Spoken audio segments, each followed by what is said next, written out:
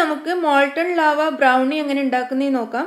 ഇത് ബേക്ക് ചെയ്യുകയോ ഫ്രീസ് ചെയ്യുകയോ ഒന്നും ആവശ്യമില്ല. പെട്ടെന്ന് തന്നെ ഒരു ബിസ്ക്കറ്റ് വെച്ച് കുട്ടികൾക്ക് ഉണ്ടാക്കി കൊടുക്കാൻ പറ്റുന്ന ഒരു ബ്രൗണിയാണ്. ഇതിനു വേണ്ടി ഞാൻ 10-15 ഡൈജസ്റ്റീവ് ബിസ്ക്കറ്റാണ് എടുത്തിട്ടുള്ളത്.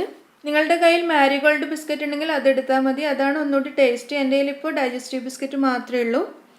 അതുകൊണ്ടാണ് ഞാനത് എടുത്തിരിക്കുന്നത്. ഇനി ബിസ്ക്കറ്റ് ഒരു മിക്സിയുടെ ജാറിലിട്ട് നന്നായിട്ട് പൊടിച്ചെടുക്കാം. നല്ല ഫൈൻ പൗഡറായിട്ട് പൊടിച്ചെടുക്കണം.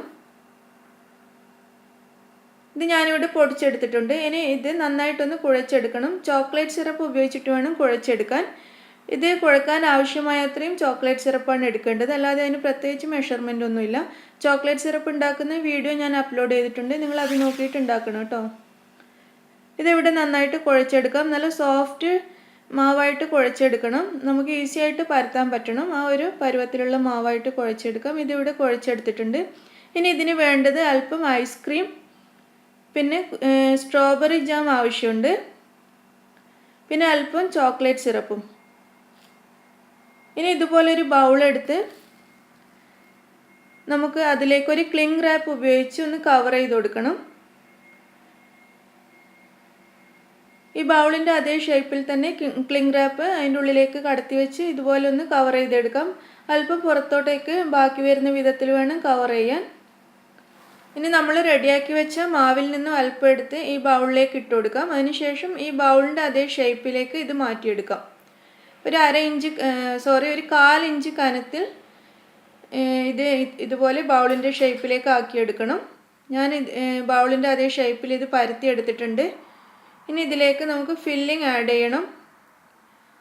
ആദ്യം തന്നെ സ്ട്രോബെറി ജാം അല്പം ഇട്ട് കൊടുക്കാം. അതിൻ്റെ മുകളിലായിട്ട് അല്പം ഐസ്ക്രീം ഇട്ട് കൊടുക്കാം. വാനില ഐസ്ക്രീമാണ് ഞാൻ എടുത്തിട്ടുള്ളത്. അതിൻ്റെ മുകളിൽ അല്പം സ്ട്രോബെറി ജാം വീണ്ടും ഇടാം. വീണ്ടും അല്പം ഐസ്ക്രീം. അതിനുശേഷം ഏറ്റവും മുകളിലായിട്ട് ഇതുപോലെ അല്പം ചോക്ലേറ്റ് സിറപ്പ് ഒഴിച്ചു കൊടുക്കാം.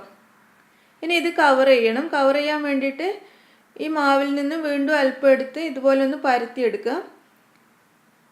എന്നിട്ട് അതിനെ ഒന്ന് കവർ ചെയ്ത് കൊടുക്കാം. താഴത്തെ ബൗളിൻ്റെ ഷേപ്പിൽ പരത്തി വെച്ച ബിസ്ക്കറ്റ് കൂട്ടിലേക്ക് ഇത് നന്നായിട്ടൊന്ന് ഒട്ടിച്ചു കൊടുക്കാം. ഇളകിപ്പോകാതെ തരത്തിൽ നന്നായിട്ടൊന്ന് ഒട്ടിച്ചെടുക്കാം. ഞാനിതിവിടെ ഒട്ടിച്ചെടുത്തിട്ടുണ്ട്. ഇനി ഇത് ഈ ബൗളിൽ നിന്ന് ഊരിയെടുക്കാം. ഈ ക്ലിംഗ് റാപ്പ് പിടിച്ച് ഇതൊന്ന് പുറത്തേക്ക് ഇളക്കിയെടുക്കണം. പൊട്ടിപ്പോകാതെ സൂക്ഷിക്കണം. ഇനി ഇതൊരു പ്ലേറ്റിലേക്ക് കമിഴ്ത്തി വെച്ച് കൊടുക്കാം.